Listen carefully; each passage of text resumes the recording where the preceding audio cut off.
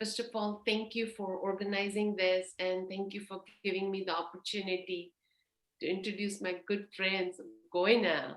And it's just that I would like to start with a quote from her book. I'm not sure if everybody has had an opportunity to see this book. One of the doctors, he has described her about this book and about herself too, so well, and no words can express that. So I would like to start with that, social isolation can be devastating side effect of the stroke. Hope after stroke guides one to recovery by nourishing the fundamental human need for connection. And we see this all the time with our stroke clients or stroke patients. And again, it's just not the stroke people, but even the caregivers experience that.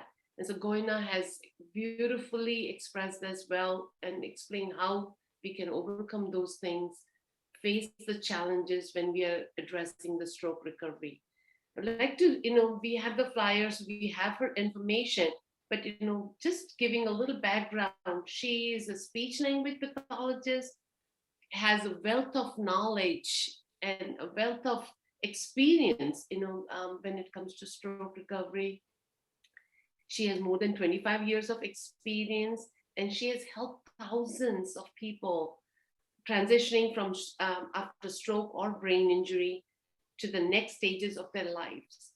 She has worked in hospitals, home care, outpatient, community settings, getting these people back to their life. Um, she has great experience helping people find their inner and outer resources needed for the process of recovery and a meaningful life. So here it is. Here is my friend, and it's great. She's a life coach for just not the stroke patient, but she helps even the family members, address this issue. So Goina, here go you go.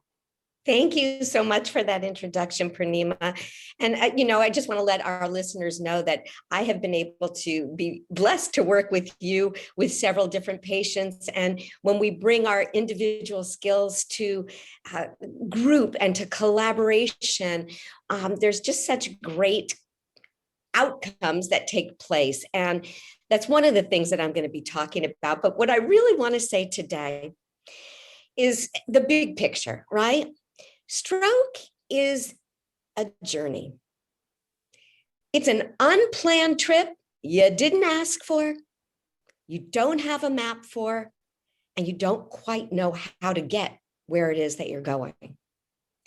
I will say that every stroke patient that I've ever worked with, it didn't matter where they were located. I've only worked in the United States, but whether it was the East Coast or the West Coast or the North or the South, every stroke survivor says the same thing. I just want to get my old life back. And I assume that that's the same for you, whether you live in India or you live in the United States. So stroke is a journey, this unplanned journey without a map. And today, I want to talk to you about 3 things that you're going to need to take this journey. So what I really want to say is, like every journey, think about a car trip, right? You need fuel, that's your gas. You need a vehicle, that's your car. And you need a gas station because eventually you're going to run out of gas. And those 3 things today, my fuel, or your fuel, is our mindset. It's our mindset and preparation for this long journey. Our vehicle are the daily strategies that we can use. Those are the very practical things that we can use to facilitate the practical aspect of getting from one place to the next. And then finally, the resources, right? The gas station. You do eventually run out of gas. This journey is a long journey. And it's not uncommon for people to feel like they've run out of gas, to feel like they want to give up, to feel hopeless.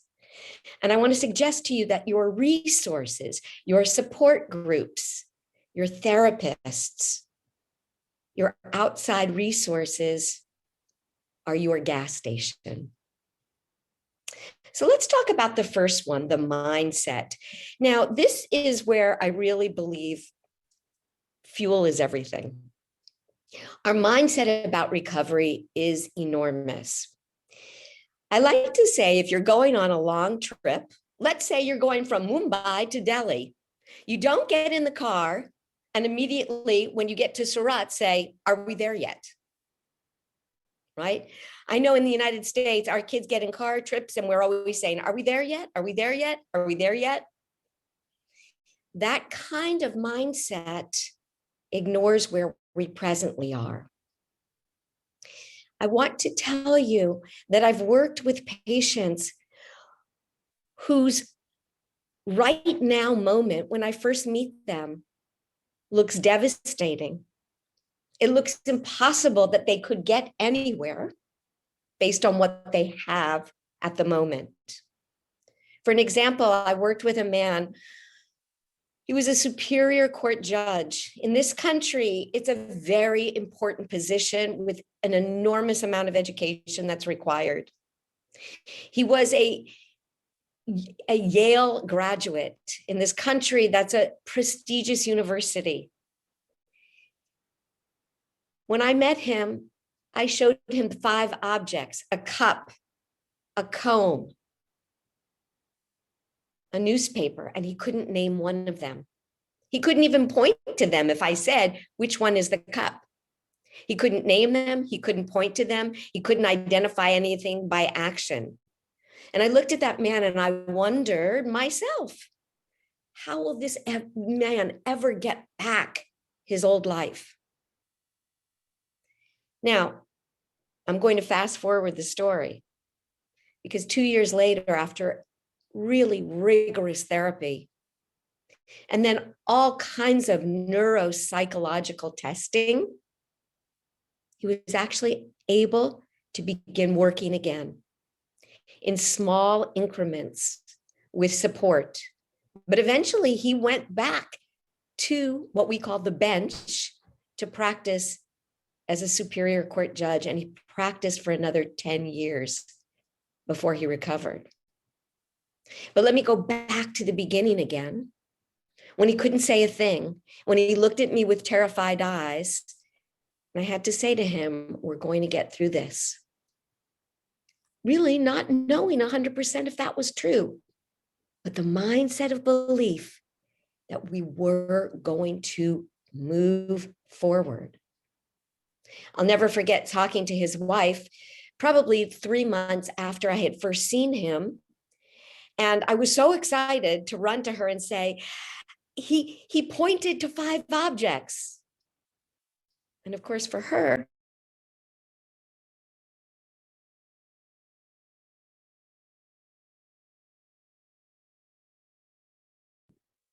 I had to unmute myself. I got inadvertently muted. She was devastated when she heard that because in her mind, she said, oh, we've got very different baselines. Because she could see where he needed to go, but I could see where he was. And the first part of mindset is that you have to focus on what's working. You have to be where you are. You have to build on a platform of what is available, what skills you have. And you need to look for evidence of progress. So the next thing I want to talk about are the daily routines. This is your vehicle, your car. There's some very practical strategies that can take you along the road of recovery. It is a journey, it is a road, it is a destination that we're going to with an unknown time of arrival. I like to say it's the journey of recovering because it's not a final destination. We don't suddenly arrive and say we're done. In the same way that we don't look at our life as being done. Our life is constantly expanding. We're constantly creating new desires and new challenges. So we quote, never get it done, and we're never there. But let's talk about some of the practical strategies that serve as your vehicle to help you along this journey. I will tell you that the most important thing you can establish is a routine. And the reason that a routine is so important is that it's based in science. It's based in science for you as a caregiver, based in science for you as a stroke survivor. The brain loves efficiency. The brain strives for efficiency. And when we have to make numbers of decisions, we create more decision fatigue. It drains our cognitive powers. As a stroke survivor, you're going to need to learn to use conservation of energy because so many stroke survivors suffer from what we call neuro fatigue. And that is the fatigue that is beyond just being regularly tired. But neuro fatigue is what your brain is trying to do because it doesn't have efficient pathways to get to the either motor actions or the verbal or comprehension actions. And so it's using all these extra resources of the brain. Poornima, let me know if you need to stop to translate. Yes, that's what I was going to. I was just taking some notes so I can help people to understand. Hardeep ji, do you think we should I give a little blurb here? Is it okay? Well, yeah, sure, but I think we're generally fine with English too. I'm seeing here, but feel free whenever you want to, come in and translate. That's fine Yeah. too. Your call. Yes. Let me give a little blurb. I may make some mistakes in Hindi because I'm not so used to, because talking about stroke is always in English, so it's difficult sometimes, but I will try my best.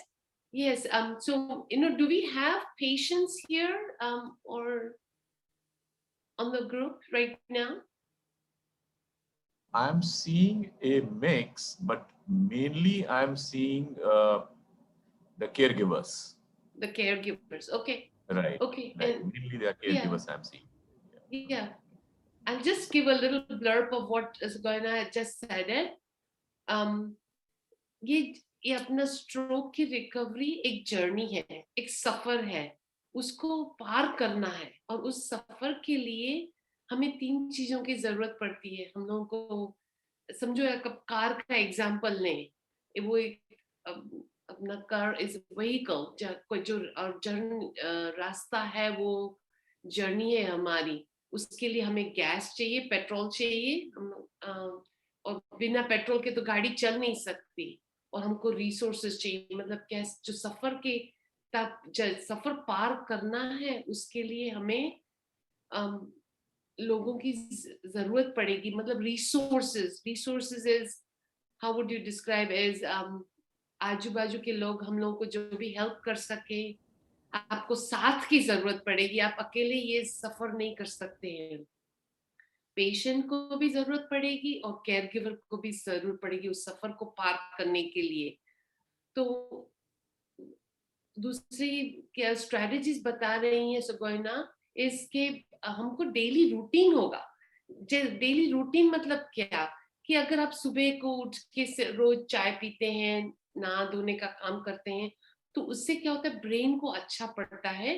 तो efficiency मतलब क्या है कि उसको ज्यादा मेहनत नहीं करनी पड़ती है, रोज का जो रूटीन होता है।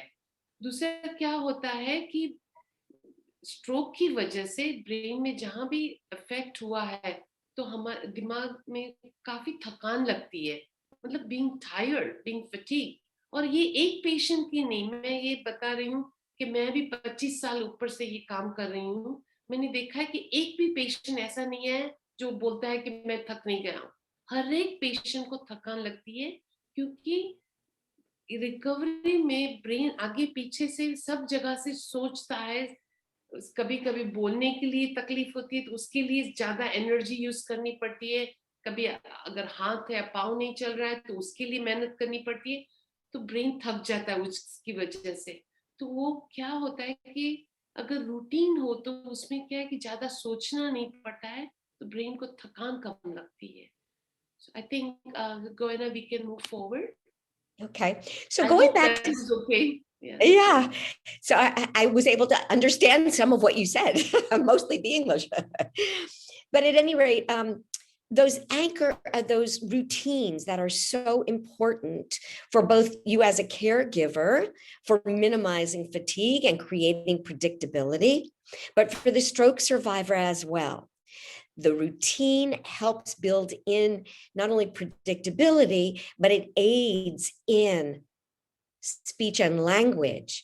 It aids in building on previous skill set. I recommend that you choose between 1 to 3 daily activities to stimulate the mental, the physical, and the spiritual. And those can vary, but when the brain is predicting that at 10 a.m., we're going to work on writing, and we spend 10 or 15 minutes at. Now, the truth is, we may not want to, but the reality is, if we create that predictability and sameness, we don't have to think about it. We don't have to negotiate it. It just happens. And a little bit of daily practice persistently is how the brain rewires itself. You may have heard this concept called neuroplasticity. And it is the buzzword of the scientific community. It's been around since about the 70s and even really before that. Very simply, what it means is whatever the brain does repetitively, it gets better at. You do it, you do it, you do it, you do it again, and you build a neural skill. Now, you can think of that as a habit. We have learned to tie our shoes, right? We did it over and over and over again.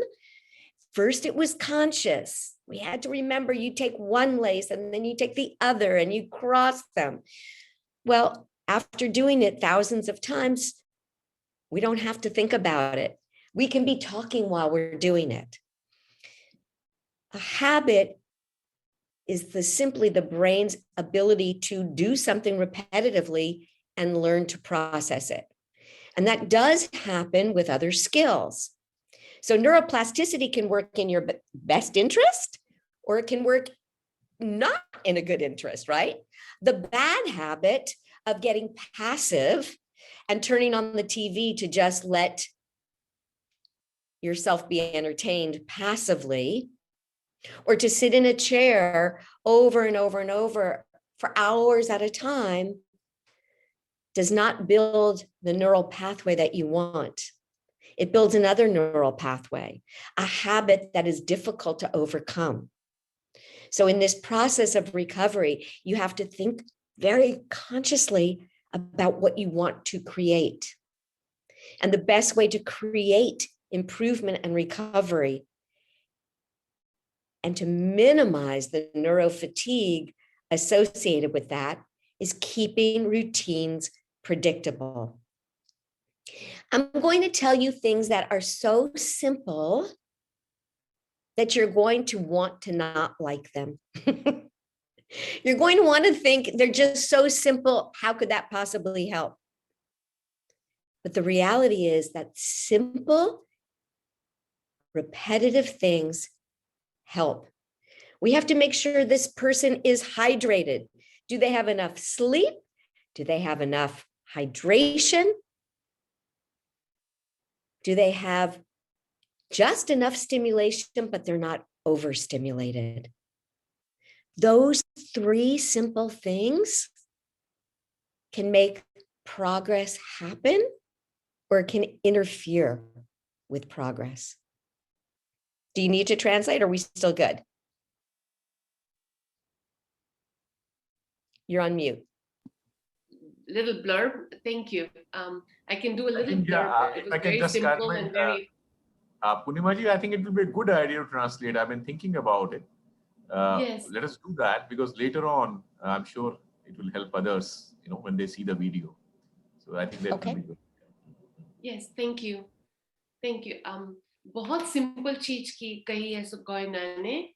कहती है कि daily routine से हमारा predictability, मतलब क्या है कि brain को पता है कि क्या करना है आज. सबको, केयर गिवर के लिए भी अच्छा है और स्ट्रोक सर्वाइवर के लिए, जिसको स्ट्रोक हुआ है उसके लिए भी. तो ब्रेन तैयार हो रहा है. प्रेडिक्टेबिलिटी मतलब ब्रेन ऑलरेडी तैयार हो रहा है कि क्या होने वाला है आज. तो उससे क्या होता है कि थकान कम लगती है. दूसरी चीजें बहुत सिंपल है. हम लोग न्यूरोप्लास्टिसिटी की बात कर रहे थे. ये सही जगह पे यूज कर सकते हैं या गलत जगह पे. सही जगह पे कैसे कर सकते हैं कि सही चीज करना है, जैसे हैबिट बनाना है, वही चीज ओवर हर बार कर रहे हैं. कि जैसे मुझे 10 बजे ही लिखने की प्रैक्टिस करनी है, कि मुझे 11 बजे वॉक के लिए जाना है. कुछ भी हो, पर क्या है कि मानसिक तरीके से हम लोग तैयार हो सकते हैं. दिमाग हमारा तैयार हो सकता है कि मुझे अभी ये करना है. अच्छा नहीं लगता है, बहुत बार करना भी नहीं है, सुस्त हो जाना है. क्योंकि हम लोग सोचते हैं कि चलो बस टीवी चालू करके बैठ जाए, वो पैसिव हो जाता है. पैसिव मतलब क्या है कि एंटरटेनमेंट बाहर से आ रहा है, अंदर से आप कुछ भी नहीं कर रहे हैं. उसकी वजह से ब्रेन को क्या है कि सुस्त हो जाता है. तो न्यूरोप्लास्टिसिटी अगर पॉजिटिव भी, मतलब सही रास्ते पे भी जा सकती है या तो गलत रास्ते पे भी जा सकती है. तो हमको उसका सही उपयोग करना है, सही रास्ता करना है. तो बहुत सिंपल है वही चीज, और हर बार रोज करेंगे. आज समझो कि आपका हाथ काम नहीं कर रहा है और आप लिखने की कोशिश करेंगे हर रोज. तो एक बार नहीं, 2 बार नहीं, हर रोज करने से ब्रेन में न्यूरो कनेक्शंस बढ़ते हैं. और क्या बोलते हैं, न्यूरोप्लास्टिसिटी का उपयोग होता है उसमें.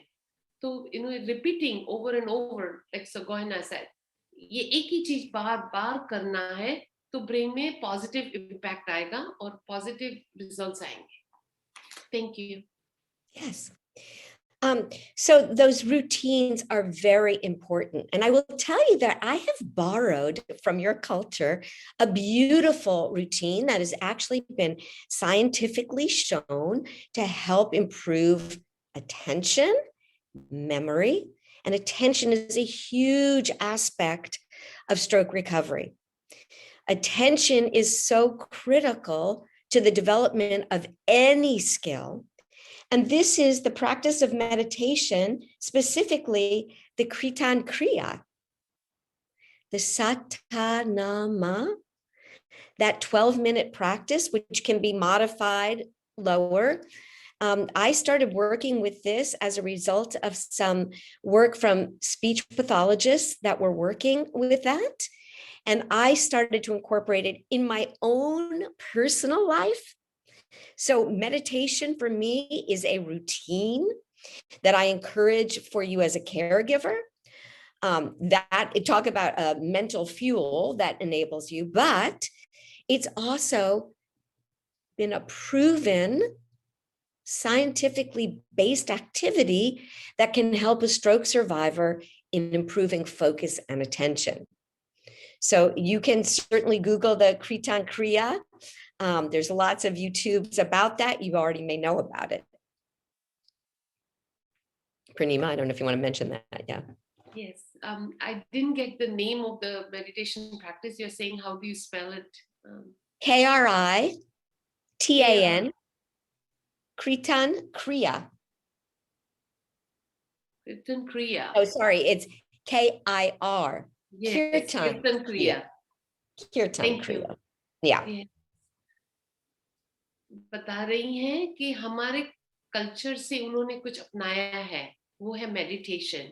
उन्होंने कीर्तन क्रिया करके जो 12 मिनट का प्रैक्टिस है उसके लिए अपनाया. उससे क्या होता है कि फोकस बढ़ता है हमारा, क्या ध्यान बढ़ता है.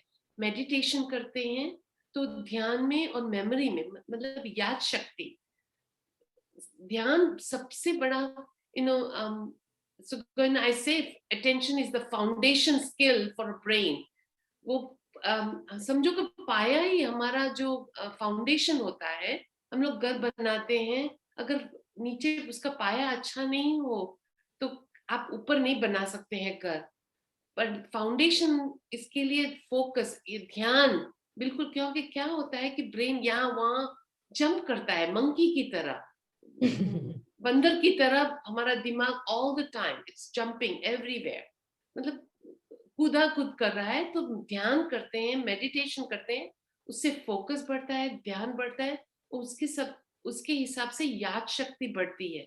तो बहुत ही जरूरी है कि हम वो अपनाएं, और थोड़ा भी 5 मिनट से शुरू कर सकते हैं, 2 मिनट से शुरू करते हैं, पर जरूरी है कि आप मेडिटेशन की प्रैक्टिस करें। Thank you. You're welcome. So once again, just focusing on those routines, maybe 1 to 3 daily activities to stimulate mental, physical, and spiritual aspects of your life. It's very important. And they can be small and short, depending on the person. Every stroke is different. We just have to look at our own fingertips to understand why every stroke is different.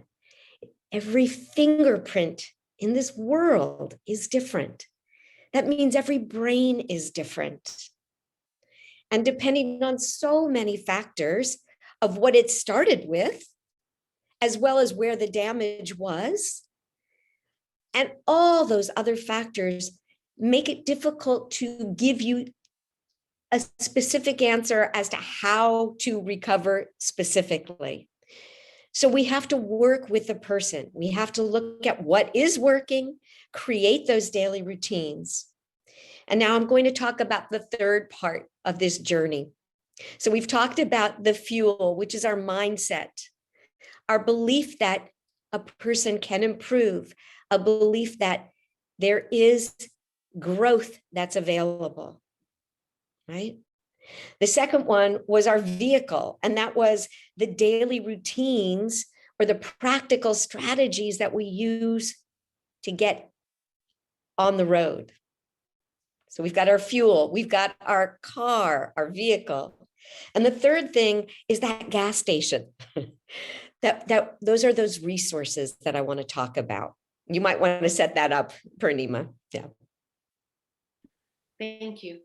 Yes. So Guyana क्या बोल रही है कि हम लोग ने शुरू किया, माइंडसेट मतलब क्या है, हम खुद सोचना ऐसा है, पॉजिटिवली सीखना है कि हर एक व्यक्ति को अच्छा होने की कैपेसिटी है। मतलब sorry, let me go back again a little bit here. So हम लोग ने तीन चीजों की बात कर रहे हैं कि माइंडसेट अपना तैयार होना चाहिए कि हर एक, पहले वो बता रही थी कि हर एक स्ट्रोक अलग है, जैसे हमारी उंगलियां हैं, हर एक की प्रिंट अलग है, वैसे कोई भी एक आदमी को या किसी को भी स्ट्रोक हुआ है, हर एक की रिकवरी जर्नी अलग है, एक तरीके से नहीं हो सकती है। लेकिन बेसिक कॉन्सेप्ट्स क्या है कि माइंडसेट, अगर हम लोगों ने दिमाग में ठान लिया है कि हमको अच्छा होना है, उसकी ग्रोथ होना है, तो मतलब क्या है कि अच्छे होने के लिए रास्ता निकालना भी है। और दिमाग में सोच ले कि भाई मुझे अच्छा ही नहीं होने वाला है, मैं ऐसे ही रहने वाला हूँ, तो आप नहीं आगे बढ़ सकते हैं। तो मतलब क्या है कि अपना पहले तो माइंडसेट अपने दिमाग में ठान लेना है कि हर एक व्यक्ति को अच्छा होने की कैपेसिटी है, वो अच्छा हो सकता है। सबका ग्रोथ अलग अलग पे होता है, अलग रेट पे होता है, कोई जल्दी अच्छा हो सकता है, कोई देरी से हो सकता है, और हर एक को अपॉर्चुनिटी है अच्छा होने की। दूसरा है कि दूसरा डेली रूटीन, मतलब दूसरा पहिया क्या बताया उन्होंने, 3 रास्ते दिखाए, उसमें से second one is the daily routine. वो हमारा समझो कि जैसे जर्नी बताया, वो हमारी गाड़ी है, कैसे उस गाड़ी को किस दौर हम लोग लेके जा रहे हैं। तो पहले तो हर एक रोज की रूटीन एस्टैब्लिश करनी है कि मुझे ये करना है, ये कुछ भी होवे, मैं ये 1 या 3, 1 से 1 और 3 के बीच में शुरू कर सकते हैं कि ये मुझे हर रोज करना है। अब तीसरी चीज आती है कि अपना कैस्ट्रेशन, मतलब कि हम लोग को दूसरी गैस की जरूरत पड़ेगी, दूसरा हम लोग अकेले ये सफर नहीं खत्म कर सकते हैं, अपना पेट्रोल खत्म हो जाएगा गाड़ी में, तो हम लोगों को कहीं रुक किसी दूसरा गैस भरवाना है, तो क्या है वो अभी बता रहे हैं। Okay. So these resources, these gas stations, as a caregiver, you are asked to provide care. Now, this is a really unique thing. There is a balance between providing care and creating dependence.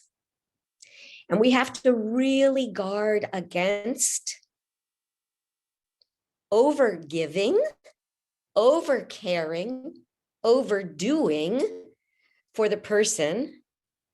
That creates what we call learned dependence. We think that we're helping them when we feed somebody versus letting them eat on their own. And people say, well, they can eat on their own, right? So we can take it down a step. There's the difference between feeding them, holding the spoon for them so they reach for it, leaving the spoon on the table so they reach for it, not giving them a spoon so they ask for it. I'm going to stop there. Yeah. Thank you. बहुत अच्छा बताया. So Goina, just to give a little background, I've done a little article on learned dependency with a group of my students. So I'll share one of these days with the group. Yes. ये बहुत अच्छा point बता रही हैं कि हमको हमारे loved one को हम जो हम किसी को स्ट्रगल करते हुए देख नहीं सकते हैं. It's difficult to see somebody struggle, so that's why हम लोग उसको हेल्प करते हैं, मतलब क्या है कि केयर प्रोवाइड करते हैं, उनकी ध्यान रखते हैं, उनको जैसे सिंपल है कि पर लेकिन इतना ध्यान नहीं देना है उनको कि वो खुद डिपेंडेंट हो जाए, मतलब कि पूरा आप पे छोड़ देवे, खाना भी आप खिलाएं, चमची उसको भर के देवे कि वो मुंह में डाल सकें, कि आप ही मुंह में डाल सकें. तो बैलेंस करना है इस जगह पे कि उसको थोड़ा अपॉर्चुनिटी नहीं देंगे हमको अच्छा होने के लिए. कुछ समझो कि चमची से अपन खुद कर सकते हैं तो उनको देना चाहिए, उनको वो चांस देना चाहिए कि वो खुद उठा के चमची मांग सके, या दे हैव टू आस्क कि मैं तैयार हूँ खाने के लिए, अगर नहीं खा सकते. पर अपने आप सब दे के उनको हम लोग ज्यादा डिपेंडेंट कर देते हैं. तो बैलेंस करना है कि कितना उनको केयर प्रोवाइड करना है, या तो कितना उनको हेल्प करना है, या तो फिर उनको थोड़ा मौका देना है. ये एक मौके की बात है. तो I'll just add a little bit here in my Yes. experience what I have said. If we give an opportunity, then the brain has to problem solve. मतलब कि brain सोचता है कि ये चम्मच मैं कैसे उठाऊं, how do I reach for this. तो उसमें क्या है कि दिमाग अपने आप कनेक्शन बनाता है और सोचता है कि मैं कैसे करूं. तो it's giving them an opportunity, उनको मौका देना है कि वो खुद से चम्मच उठा के मुंह में डाल सके. Thank you. Exactly. And we have to be patient and allow this slow development of response. As a caregiver, you're going to want to take care of yourself first. I know that's so hard for caregivers to realize, but you can only provide care if you have eaten, if you have slept, if you have taken care of your medical and physical conditions. Your ability to give care over the long term means you need to have to put fuel in your tank first. Can I share this important Yes. point? Yes. Thank you.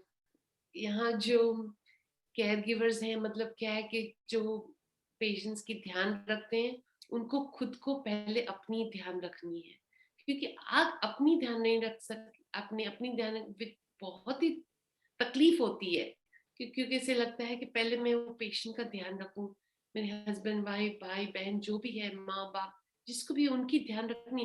पर अगर आप अपनी ध्यान नहीं रखेंगे तो आगे कैसे बढ़ सकेगी ये जर्नी, आप कैसे आगे निकल सकेंगे. तो ये लंबा रास्ता है, ये ऐसा 1-2 दिन की बात नहीं है, ये लंबा रास्ता है। उसके लिए आपको खुद का खाना है, अच्छा सोना है, खुद की मेडिकल अपॉइंटमेंट, मतलब आपको अगर कुछ तकलीफ है तो उसकी भी ध्यान रखनी है, आपकी अपनी डॉक्टर्स की अपॉइंटमेंट्स करनी है, क्योंकि आप अगर अपनी ध्यान नहीं रखेंगे तो आप उनकी, आपके पेशेंट कैसे ध्यान, अपने लव्ड वन कैसे ध्यान रख सकेंगे। तो ये बहुत ही जरूरी है, बहुत अच्छा पॉइंट बताया है सगोयना ने। तो please take a note of this, it's an important point. You have to take care of yourself first so you can help your loved one. Because if something happens to you, then who is taking care, right? That's a really important point. So these resources are those people outside of yourself. It could be family members, it could be friends, it could be resources that are online and support groups. Those things will help inform you and give you more ideas. They could be therapists. They could be all these other available helpers or information that you can utilize. And there's some great online resource groups right now, both in the United States and in Australia. There's a fantastic stroke support group on a website in Australia. It's called Enable Me. And I know that Hardeepa has been providing a variety of different resources to you. And then finally, so those are the resources. Again, those are the vehicles. You might want to translate that. And then I want to share some very specific tips about communication and aphasia. Okay. Thank you. So बता रही हैं कि जो resources बता रहे हैं, आपकी family हो सकती है, आपकी एक्सटेंडेड फैमिली हो सकती है, मतलब आपके साथ नहीं रहते हो। मैं थोड़ा ज्यादा एलैबोरेट कर सकती हूँ थोड़ा, कि बहुत बार क्या होता है कि हम लोगों को लगता है कि हम ही सब करें, अगर हम नहीं कर सकते हैं तो हमारे जिसको स्ट्रोक हुआ है उसको हम हेल्प नहीं कर रहे हैं, वो गिल्टी फीलिंग होती है। तो उसकी वजह से हम लोग, as just giving a little background here, we have a lot of guilt, if we don't take care of our family members. It's like, we are not helping our family members. That's a lot of mentality within our Indian culture community.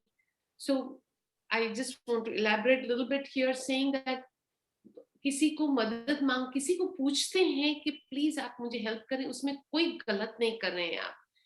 बहुत बार मैंने देखा है कि extended family है, brother sister, भाई होता है, कुछ भी होता है, कोई भी है, आपसे बड़े भी हो सकते हैं, छोटे भी हो सकते हैं, पर एक आप एक्सटेंड करेंगे अपने आप को कि मुझे इसके लिए हेल्प चाहिए, तब तक कोई सामने से शायद नहीं बोल सके।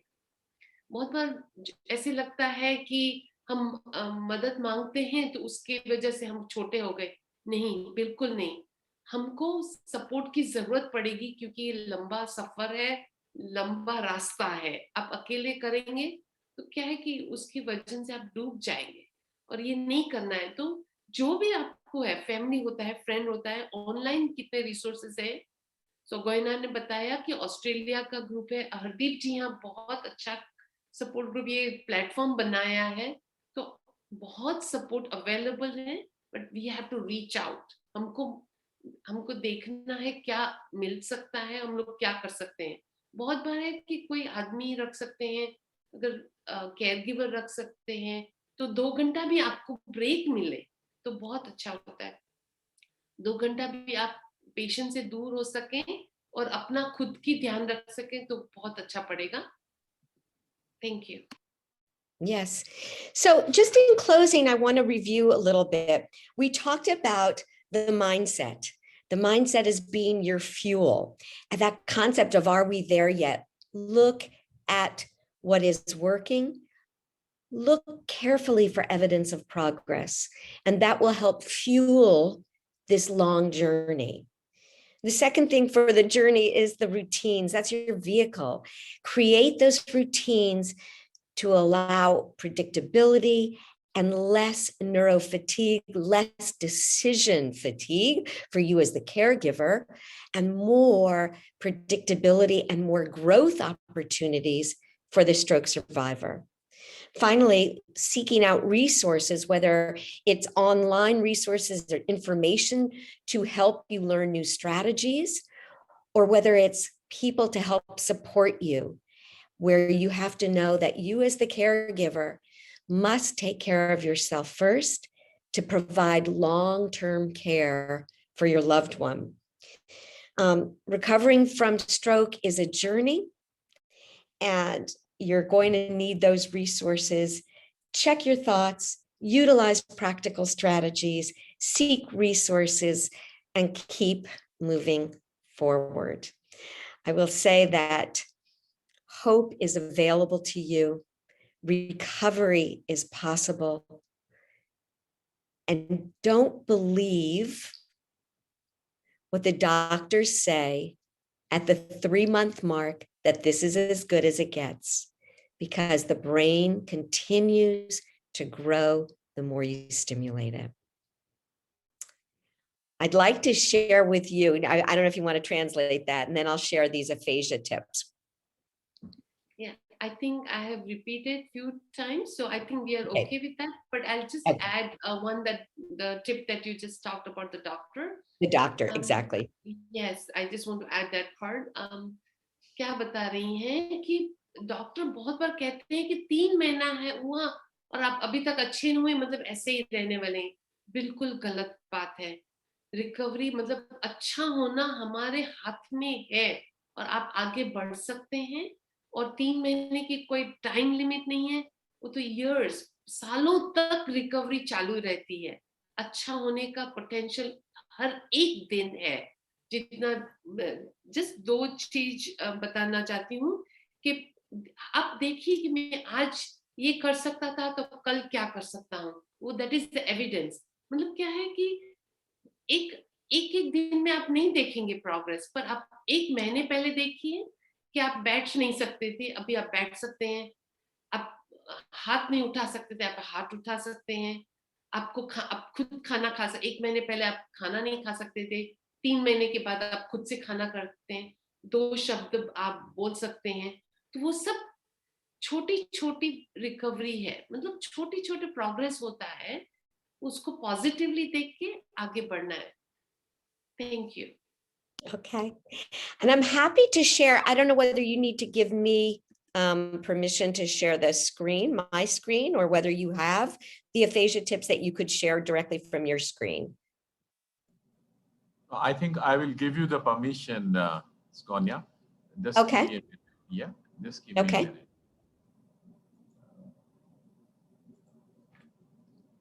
I'm making you the co-host. Okay. So that will give you the ability to share your All right. screen. Let's see if I can do that then. And let's see. There we go. We are on it. Okay. So let me share these aphasia tips. So some of you may or may not be familiar with aphasia. Aphasia means a loss of language. We want to make sure that people know that when we've lost that ability to speak, to find the words, it does not mean we've lost our intellect. Aphasia is that disability in being able to use words to communicate. And aphasia can be from a very mild form to a very severe form. The very severe form means you may have only one word that you have available. I've worked with patients that can only say one word. And it can affect reading, writing, speaking, and listening. So I'll stop there. You can translate that. Thank you. I think there are a lot of translations done. Hardiji, isn't it a lot of aphasia tips are done on the website? Yes, there are. And I think what we will also do is, this is an excellent submission. I was thinking of even getting this translated. Okay. I will get that done so that we can come to later perhaps. Yeah. So we can continue, Tsgoyna. Okay, We can great. continue with this. Great. Yeah. So these are some things to make it a little bit better. Once again, we start with mindset. And that idea is that believe you're going to figure out a way to understand. I like to say we've all been in a situation where we're either in another country where we don't speak the language and we have to figure it out, right? We have to watch what the other person is saying. We have to listen to the tone of voice. We have to see their gestures. And so we want you to always maintain face-to-face communication and observe all the nonverbal gestures. Now, that doesn't mean that the person with aphasia is going to be a great pantomimer, because a lot of times those gestures are impaired as well, or they're so frustrated they can't think about how to process it. But you, as the communication partner, will have to try and put all the puzzle pieces together. The best way to do that is make sure you're always looking and observe all those nonverbal gestures. I want to say so many times my aphasia, people with aphasia tell me, you don't have to yell, like you don't say it louder, say it slower, right? I'm not deaf. I don't understand. Just like when you're in a foreign country, when the person talks louder, it doesn't make you understand any better. It's slower.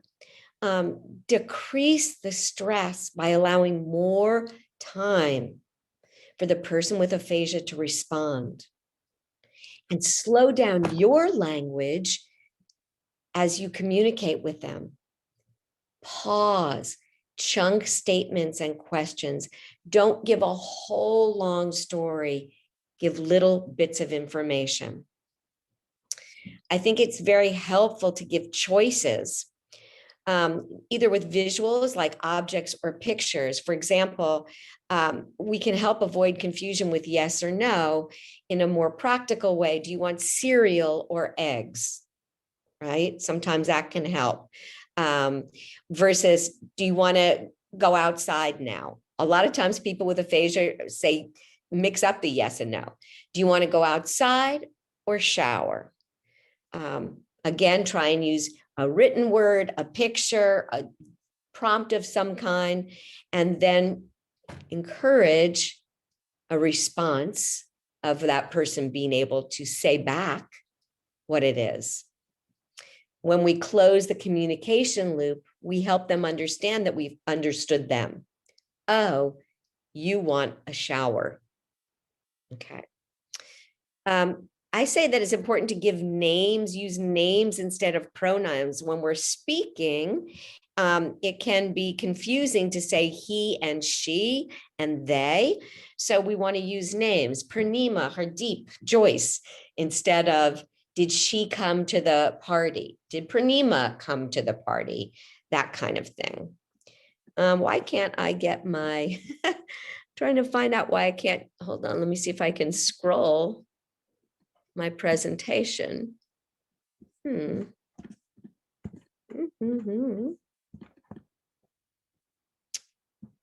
trying to figure out, hold on, let me find out why I can't scroll my presentation.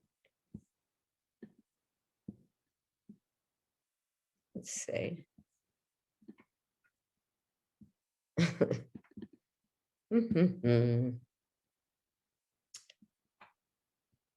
Let's try. I'm going to stop sharing my screen for a second. Let's see if I can get on that site to.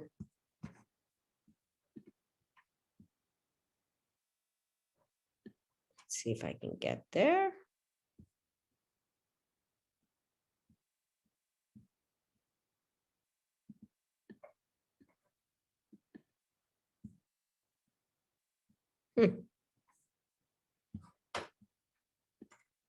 Let's try this.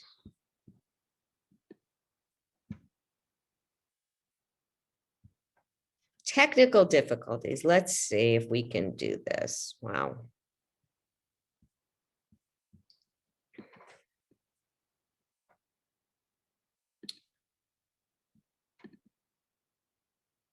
All right, I'm going to share this now. Whoops, I think I found it. So let me try this.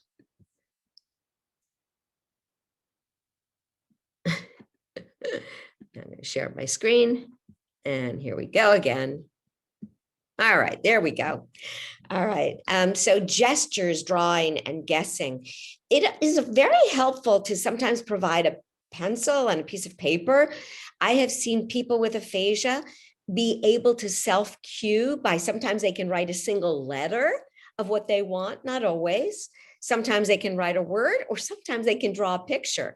I worked with a man who had probably the worst aphasia I've ever seen. Not only did he not have any words, but even the sound of what he tried to utter made him sound like an alien, like he spoke in a completely different language. But he could draw little figures, and he was clearly intelligent. He clearly knew what he wanted to say. And he would draw some little pictures that would get us at least in the right area. And that was very helpful. Encourage pointing and gesturing, and guess when in doubt. Sometimes if we give a thumbs up or a thumbs down, that can help confirm whether the answer or the direction you're going is correct. And it's, I'm not going to lie, a lot of times it's 20 questions, 50 questions, and it can be kind of frustrating. I totally understand that. The last one is preserve dignity. A person with aphasia is an adult, and every interaction should reflect that. We say that we're simplifying things much like you do for a child, but you must remember that your loved one is not a child. They are an adult. Accept imperfection. And personally, as the caregiver, you need to take breaks to manage your own frustration and your own sadness about this communication challenge. You will find that relaxed communication works best.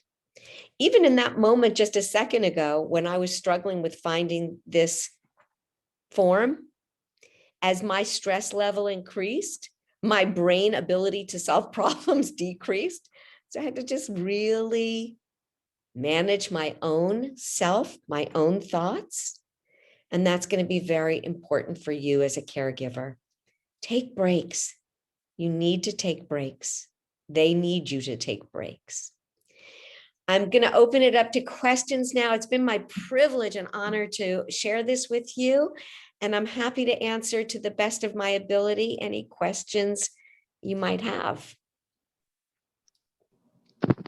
This was truly an amazing session. Outstanding. I mean, my mother suffered a brain hemorrhage a month ago, and we are home with her, and you clarified so much. I already feel so empowered. So thank you so much. You're so welcome. And truly, that is the intention of the book that I wrote, was to empower you, because this is your journey.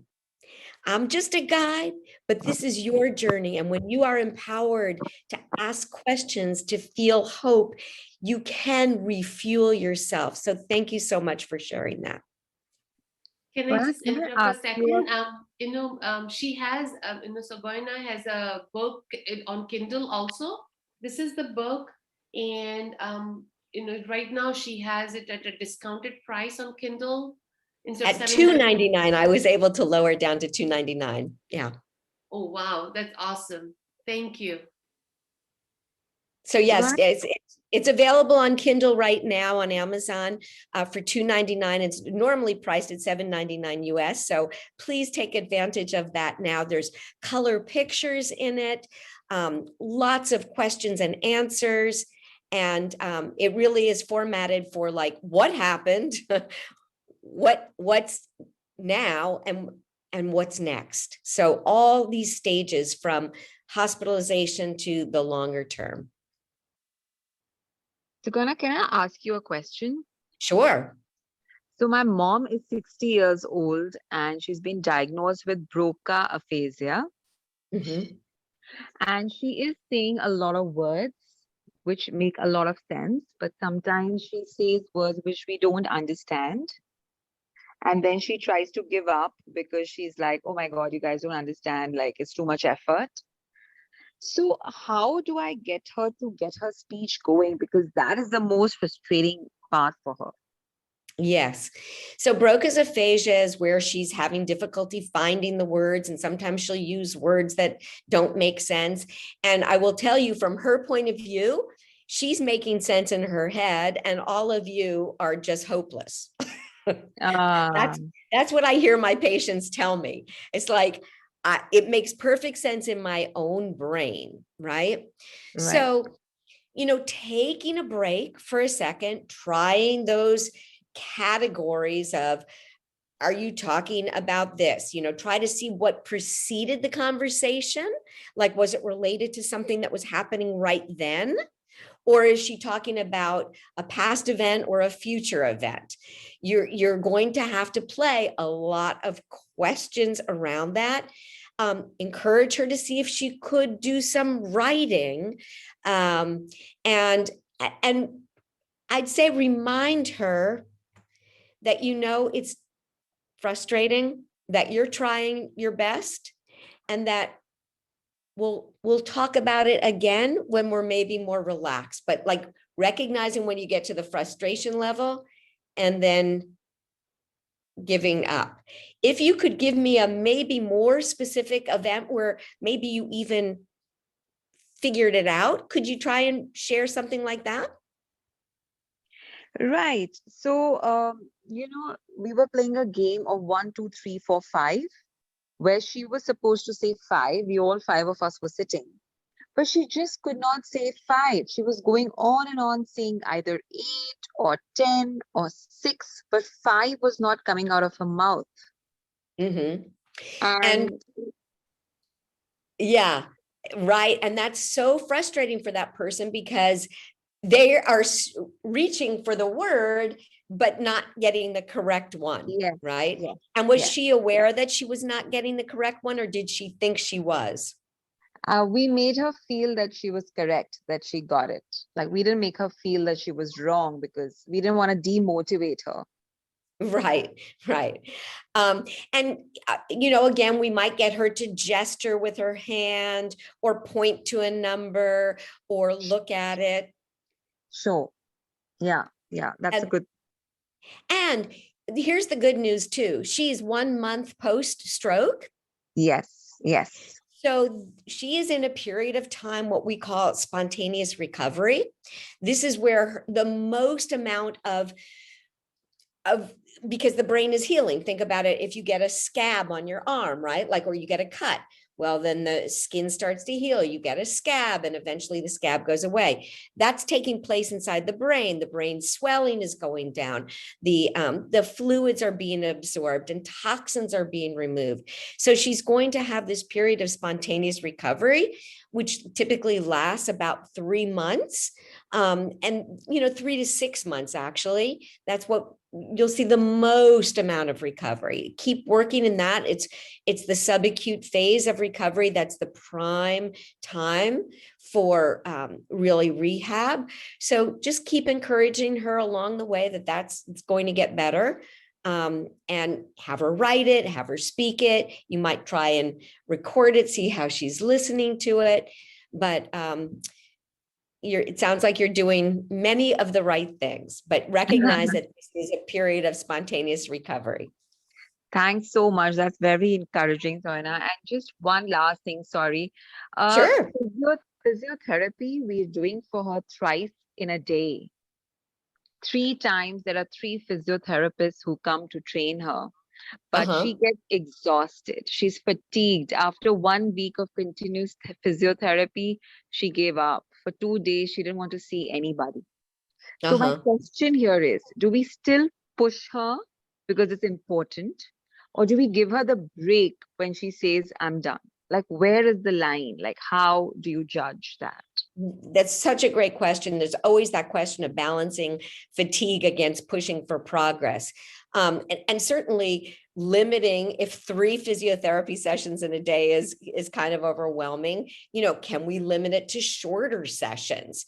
Even if you have 3 sessions, can you limit it to, a shorter session? And Sure. we have to have breaks in between. You definitely have to. And Poornima, you probably could really speak to that a lot because of the physical demands. Yes, many times like three therapy in a day, and if it's back to back, the brain, it does not have the enough time to recover from the first one, and our demands are so much.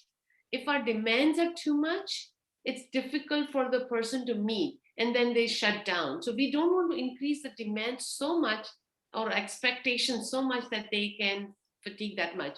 And again, like Tsgoyna said, you need breaks in between, and also you need to time yourself. Instead of 3, you can start with once and then build on it. Let's say, in sometimes even cutting down to 2, she's not ready for that. Give her an opportunity, just do one time, and again a shorter session that might help her to build on that second session, and then gradually increasing that. Like across the board, there's no single patient who would say, I'm not tired. Sure. Exactly. And, I like to say that rest is a very overlooked part of recovery because, largely it has to do with our medical system and the way we deliver services, right? But rest is like hitting save on the computer, right? If you're working on a document and you forget to hit save, like your whole thing can be lost. You save, the restoration that occurs during sleep is phenomenal. It is such an important part of recovery. Sure. Got it. Thank you so much. Thank you. You're welcome. Any other questions? I'm happy to talk and answer. Hello. Yes. Hi, Tsgoyna. Thank you very much for such an insightful session. My mother had a stroke about 4 months back, and these days she's feeling very anxious and stressed about the situation. She's getting very depressed. She's very tired. Going through all the therapy sessions, and eventually she just wants to go back to her normal life. But she struggles a lot. So, as a caregiver, what would you suggest? We as a family can, reduce her stress and make her a little bit peaceful when it comes to these struggles she faces on a daily basis. Yes. Well, I think one thing that's very important to check in with your physicians, because depression, medically based diagnosed depression, is a common occurrence or side effect of stroke. It's not always. Sometimes it's just the thoughts that we think that are creating those feelings of anxiousness and depression. One of the techniques that I talk about in my book is something called emotional freedom technique, or tapping. You can Google that. Gary Craig is this is a American Psychologically Association evidence-based tool, a self-help tool that utilizes, so I'm doing it right now, it utilizes the energy meridians in our body, along with what we call cognitive therapy. And I've worked so successfully with patients where we tap on these energy points and we say things like, even though I am scared and so upset about this stroke, I still love and accept myself, and I'm willing to be peaceful. Yeah, thank you for showing that emotional freedom technique.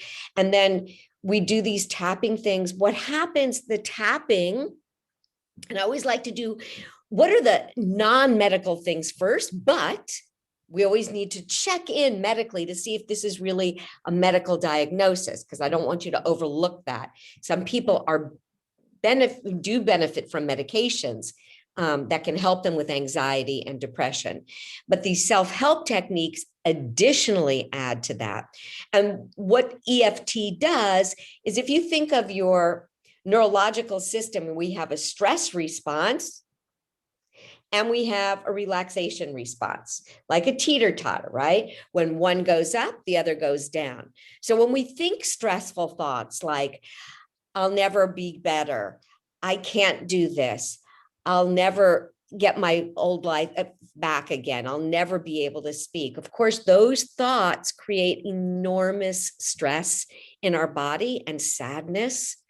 And when those stress hormones go off, our ability to be resourceful, to think are completely shut down. Our digestion is shut down. Our immune system is shut down. And because the body is preparing to run, to fight, or to flee. So this chronic state of stress really adds to the depression. And tapping stops that stress response and activates the relaxation response. It's like a fire alarm, essentially. And it's, I'm glad that Hardeep put the technique in there. You can go online. In my book, I talk about some things. There's an app too called the Tapping Solution. Definitely worth looking into. But once again, mention it to your doctor, discuss this with your doctor. Only a physician can really rule out whether it is a medical diagnosis or whether it's a normal sadness that they need to talk about, that they need to discuss, that they need to acknowledge, and to find resourcefulness around that. Does that help you at all? Yeah, definitely. Thank you. You're so welcome. Tsgoyna, can I ask you, do you think acupuncture or acupressure or color therapy helps? I have worked with stroke patients who have definitely said that acupuncture helped them tremendously. So, and it depends on what you're using it for, whether you're using it for motor skill or whether what you're using it for. But so that is definitely, something to look into. Right. Thank you. Mm-hmm. I think that was indeed very, very nice. A lot of good takeaways from there, Tsgoyna. Anyone else, if any has any questions, you can feel free to unmute yourself, although I know that we are way behind the time that we agreed upon. But still, maybe another 5 minutes if any has any questions. Otherwise, of course, later on also we just might bother Tsgoyna and Poornima ji again. And let's see. But it's my honor to share with you, and I'm so happy that this information was helpful, and that's really truly what I wanted to do. Thank you very much. Thank you, It was indeed Tsgoyna. It's wonderful. amazing. Yes, and thank you very much, Poornima ji, for arranging this. You have been a great help, and I'm sure we can all count upon you again. And thank you again, Tsgoyna. Absolutely. And you can always reach me at my email address, which is hopeafterstroke.now@gmail.com. You can put it in the chat box also if Sure. you can. Yeah. It's hope after stroke. Oops. Now at gmail.com. And my website address is hope-stroke.com. Okay. Great. Fine. Thank you very much. And I would also say, yes, I would go to the Kindle store, see what we can find over there, maybe make use of the special offer that you have kindly arranged for us. That also is great. Very kind of you. We'll take it further from there. Again, thank you. Thank you, everyone. Thank you, Tsgoyna. And thank You're you. so welcome. Thank you. Thank you Thank all for you. participating. Thank you. Thanks. And Bye-bye. we'll see you again. Yeah. Thank Bye-bye. you. Bye-bye then.